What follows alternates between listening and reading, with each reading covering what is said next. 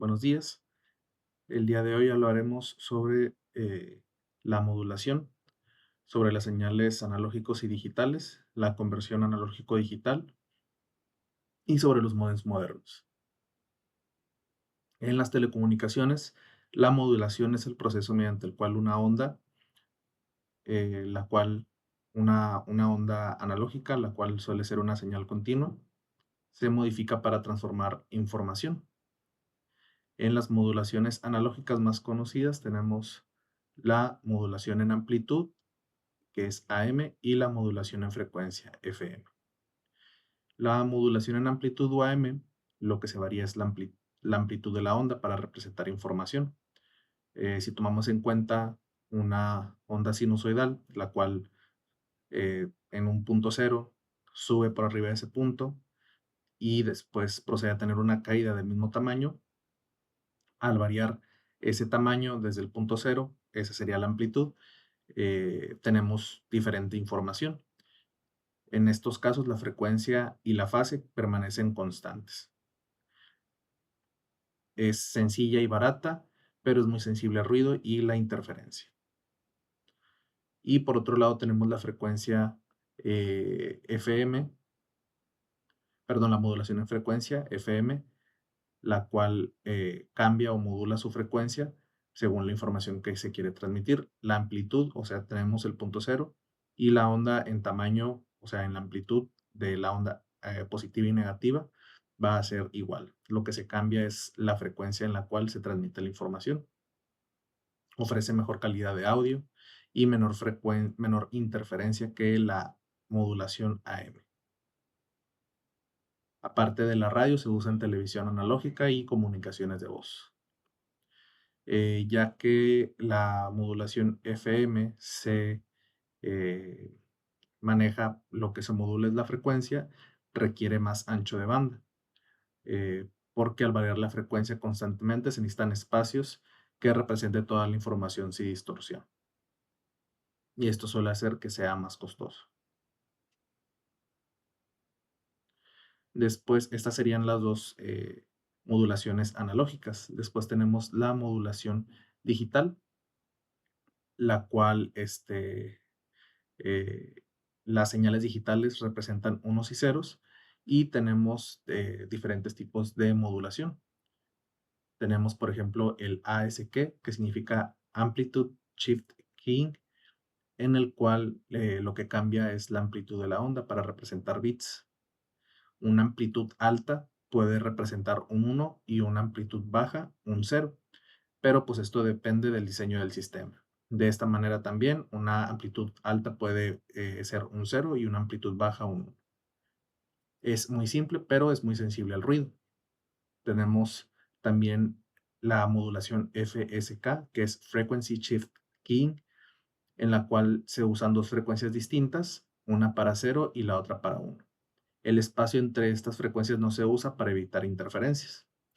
Y la elección de las frecuencias va a depender pues de qué tipo de señal se quiere transmitir, también que pues, la distancia entre ambas frecuencias sea adecuada para que no haya, como dije anteriormente, interferencia. Y este tipo de modulación se empleó en los primeros módems telefónicos. Tenemos el PSK, que es el Phase Shift Keying, en el cual se modifica la fase de la onda. Como dije anteriormente al inicio del video, tenemos una onda, la cual en un punto cero es positiva y en igual medida negativa. Entonces, al modular la fase, lo que se cambia es, tengo una fase positiva y varío esta fase positiva y negativa para representar los ceros y los unos.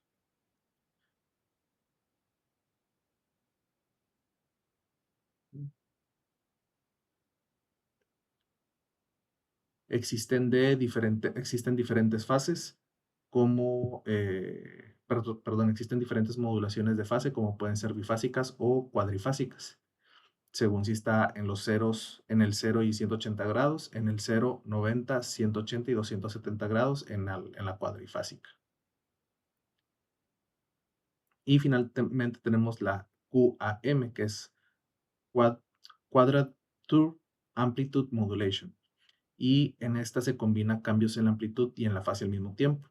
Permite transmitir varios bits por símbolo y se usa en el Wi-Fi, en las redes 4G, 5G y en la televisión digital. En este tipo de modulación, como se combina la amplitud y la fase, se pueden localizar puntos muy específicos en una onda. Entonces se puede determinar que se va a modular o se va a transmitir información en una amplitud específica de una fase específica a otra amplitud específica y otra fase específica. O sea, si tomamos, por ejemplo, un reloj, en vez de solamente poder apuntar a las 0, 3, 6 y 9 horas, podríamos apuntar a las 2 horas, a las 4 horas, a las 10 horas, siendo un poquito más específicos y teniendo más espacio para poder trabajar. Entonces, como ya dije, tenemos las señales analógicas y las señales digitales y estas se pueden modular, pero también se puede realizar una conversión de las señales analógicas a las señales digitales. Cuando queremos que una señal analógica como la voz sea procesada por una computadora y enviada digitalmente, se debe convertir en digital. Y esta información, después de ser convertida en digital, tiene que convertirse en analógica para ser transmitida a través de un medio de transporte que suelen ser cables. Ahorita voy a hablar más adelante de esos tipos de cables. Y estos cables desembocan en un recibidor, en un receptor. Entonces, esa señal analógica después tiene que ser convertida a una señal digital y transmitirse nuevamente. Pero hablando solamente de la conversión analógico-digital, tenemos que es un proceso en el cual se realizan 3 etapas. Primero se muestrea la señal analógica, que es un intervalo continuo, y se analizan, se muestrean intervalos regulares. Vamos a decirlo que pues cada segundo o pues digo siendo realistas en un segundo hasta cientos de veces. Entonces en un lapso de unos 2 segundos vamos a muestrear 200 veces esos 2 segundos y entre más muestras tenga por segundo, mejor fidelidad voy a tener. Se puede interpretar un poco como la animación, en la cual entre yo más dibujos haga de una acción, por ejemplo, de lanzar un golpe, si yo hago 20 dibujos de lanzar un golpe, o hago 100 o hago 1000, el movimiento se va a ver más fluido, o sea, se va a ver más con mayor fidelidad. Después se realiza una cuantificación. Entonces yo ya tengo las muestras y cada muestra se aproxima a un nivel de amplitud. Entonces vamos a suponer que las muestras me dan cierto valor y en una onda yo le voy a dar un valor a, a esa muestra. Siempre se trabaja con la amplitud en esta fase de cuantificación. Cuantos más niveles, mejor calidad y más bits por muestra. Y finalmente tenemos una fase de codificación en la cual cada nivel de la amplitud se traduce en números binarios, ceros y unos. La conversión analógico-digital no solo trabaja con amplitud, sino también con tiempo. El muestreo marca cuándo medir, la cuantificación qué valor tiene y la codificación cómo se representa. Y tenemos los códigos de línea, las cuales son las reglas que determinan cómo representar los bits, los ceros y los unos, físicamente en un cable o medio de transmisión. Si recuerdan anteriormente mencionaba que pues para transmitir una información eh, de un transmisor a un receptor, pues necesito un medio de transporte. Estos medios de transporte suelen ser cables. Hablando ya un poco más avanzado del Internet, pues tenemos los cables de cobre, después los coaxiales y actualmente la fibra de vidrio. Entonces, algunos códigos de línea pues hablan de la señal regresa a cero entre bits, lo cual sería un código de línea RZ, Return to Zero. Después tenemos el código de línea NRZ, que sería Non-Return to Zero, o sea, no regresa a cero, mantiene un nivel constante para 1 o 0. AMI, Alternate Mark Inversion, los unos se alternan entre positivos y negativos. Código de línea Manchester, el cual usa una transición en el medio del bit para sincronizarse, así como HTB3 y B8ZS, los cuales evitan largas secuencias de ceros para mantener sincronía. Cada código tiene ventajas según la velocidad, distancia y tipo de red. Ok, ahora vamos a hablar un poco sobre los módems. Eh, el término módem proviene de modulador, siendo las funciones que tienen de modular, siendo la parte de módem, y dem de modulador.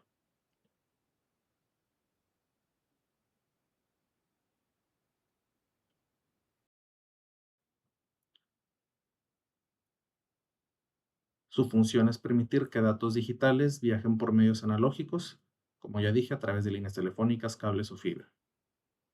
Entonces, primero tenemos el módem transmisor, el cual recibe la señal digital de un medio como un computador. Se modula la señal digital a una señal analógica en el cual se cambia la amplitud, la frecuencia o la fase de una onda portadora. Esa señal viaja por el cable o el aire y llega a un receptor. El módem que recibe va a demodular la señal analógica, detecta las variaciones y reconstruye los bits originales.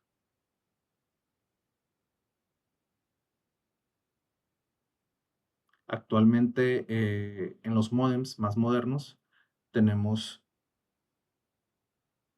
modulaciones QAM, en la cual, si recordamos anteriormente, pues se modifica la amplitud y la fase.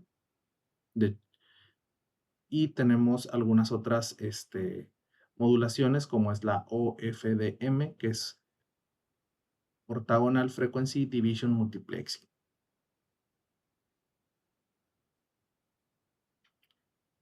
Cuando hablamos de la transmisión de información a través de los módems, tenemos que hablar de los estándares de módem, los cuales son reglas que definen cómo se modula, cómo se demodula y cómo se transmiten los datos según el tipo de cable usado. De esta manera, tenemos los estándares B90 y B92 para la transmisión a través de cable telefónico.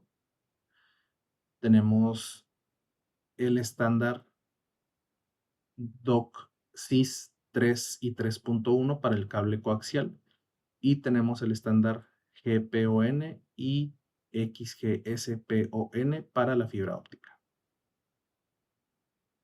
Cada estándar se adapta al tipo de cable porque cada medio tiene diferentes propiedades eléctricas u ópticas. El cobre es sensible al ruido y se atenúa con la distancia. El coaxial tiene mayor ancho de banda. La fibra óptica usa luz y permite velocidades de varios gigabits por segundo. Y también, junto con los estándares, tenemos los protocolos. Estas son reglas lógicas que determinan cómo se comunican los dispositivos entre ellos, una vez que el enlace físico está establecido. O sea, una vez que ya hicimos la conexión entre receptor y transmisor y receptor, tenemos que hablar el mismo idioma, se podría decir, o sea, las reglas para establecer esa comunicación.